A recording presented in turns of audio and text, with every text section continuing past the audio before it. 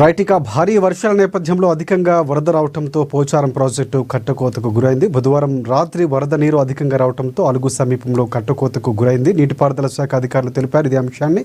దీనితో ప్రాజెక్టుకు ఎలాంటి ప్రమాదం లేదని కూడా నీటిపారుదల శాఖ డిఈ వెంకటేశ్వర్లు చెప్పారు. కోతకు గురైన ప్రాంతంలో ఇసుక బస్తాలు వేయిస్తామని కూడా పేర్కొన్నారు. ఓవరాల్గా కామారెడ్డి లాంటి ప్రాంతాల్లో ఏ స్థాయి ఎప్పుడూ లేనటువంటి స్థాయిలో ఈసారి వర్షపాతం నమోదైంది.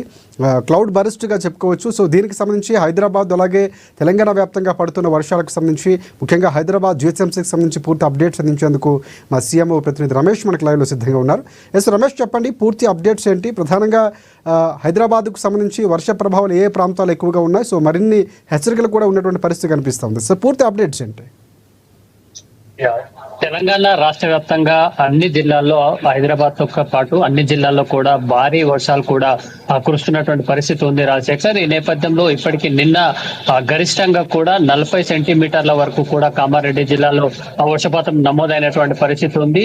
మరికొన్ని చోట్ల 30 సెంటీమీటర్ల వరకు కూడా వర్షం కురిసినటువంటి పరిస్థితుల నేపథ్యంలో అనేక జిల్లాల్లో కూడా రాకపోకలు నిలిచిపోయినటువంటి పరిస్థితి ఉంది. ముఖ్యంగా కల్వర్టులు ఇవన్నీ కూడా కూలిపోయినటువంటి పరిస్థితి ఉంది. ఈ నేపథ్యంలో ప్రధాన రహదారులను కూడా దారి మళ్లించారు. నేషనల్ హైవే రోడ్లపై కూడా చెట్ల కొమ్మలు చెట్లు ఇరిగి పడడం, భారీ స్థాయిలో వర్షపు నీరు అయితే పారుతున్న నేపథ్యంలో రాకపోకలకు సంబంధించి కూడా డైవర్షన్ ఏర్పాటు చేశారు. ఈ నేపథ్యంలో ఇప్పటికీ సుమారు ఈ వర్షాల కారణంగా కూడా సుమారు మెదక్ జిల్లాలో 2, మరో ప్రాంతంలో 1 కూడా మరణించినట్టుగా సమాచారం అందుతుంది. ఆ భారీ స్థాయిలో ఆస్తి నష్టం కూడా జరిగినట్టుగా కూడా ప్రభుత్వం అంచనా వేస్తుంది. ప్రస్తుతం అయితే పరిస్థితి ఇంకా అదుపులోకి రాలేదు. ఈ రోజు కూడా జిల్లాల్లో పలు ప్రాంతాల్లో కూడా భారీ స్థాయిలో వర్షం కురిసేటువంటి అవకాశాలు ఉన్నాయన్న హైదరాబాద్ వాతావరణ కేంద్ర హెచ్చరికల నేపథ్యంలో మంత్రులు కూడా ఇప్పటికే జిల్లాలకు వెళ్లి చూస్తున్నటువంటి పరిస్థితి ఉంది. ఇప్పటికే మెదక్ జిల్లాకు సంబంధించి ఇన్ఛార్జ్ మంత్రి వివేక్ జిల్లా పరిస్థితులపై రివ్యూ చేయడం జరిగింది. అట్లాగే కామారెడ్డి జిల్లాకు సంబంధించి మంత్రి సీతక్క అక్కడ ఉన్నటువంటి పరిస్థితిని కూడా అంచనా వేసేందుకు అధికారులతో సమీక్ష చేయడం జరిగింది. ఇక రాష్ట్ర స్థాయిలో సీఎం రేవంత్ రెడ్డి కొద్దిసేపటి క్రితం ఆయన నివాసంలో సమీక్షను నిర్వహించారు. ముఖ్యంగా లోతట్టు ప్రాంతాల ప్రజలను సురక్షిత ప్రాంతాలకు తరలించడం, వారికి కావాల్సినటువంటి తాగునీరు అట్లాగే వైద్య సదుపాయంతో పాటు ఏదైతే భోజన వసతి ఆహారాన్ని కూడా కల్పించేందుకు చర్యలు తీసుకోవాలని సూచించడం జరిగింది.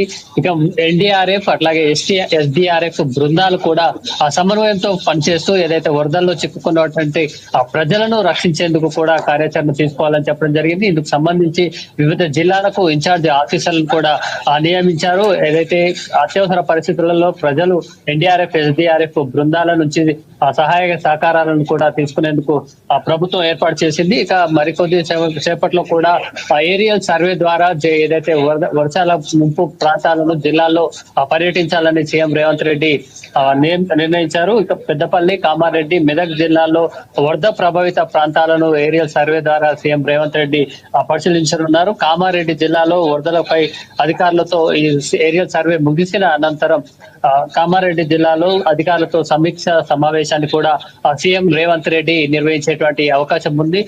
కామారెడ్డి జిల్లాలో భారీ స్థాయిలో కూడా కామారెడ్డి, పెద్దపల్లి జిల్లాలో వర్షాల ప్రభావం భారీగా ఉంది. అక్కడ ఏదైతే తెగిపోయినటువంటి విద్యుత్ లైన్లు కానీ రహదారులకు సంబంధించి తీవ్రంగా నష్టం ఎక్కువగా జరిగినట్టుగా కూడా అక్కడ ఇప్పటికే ప్రభుత్వం అంచనా వేస్తున్న నేపథ్యంలో అక్కడి అధికారులతో కూడా సీఎం రేవంత్ రెడ్డి సమీక్ష సమావేశం నిర్వహించనున్నారు. రాశి right, thanks for updates Ramesh.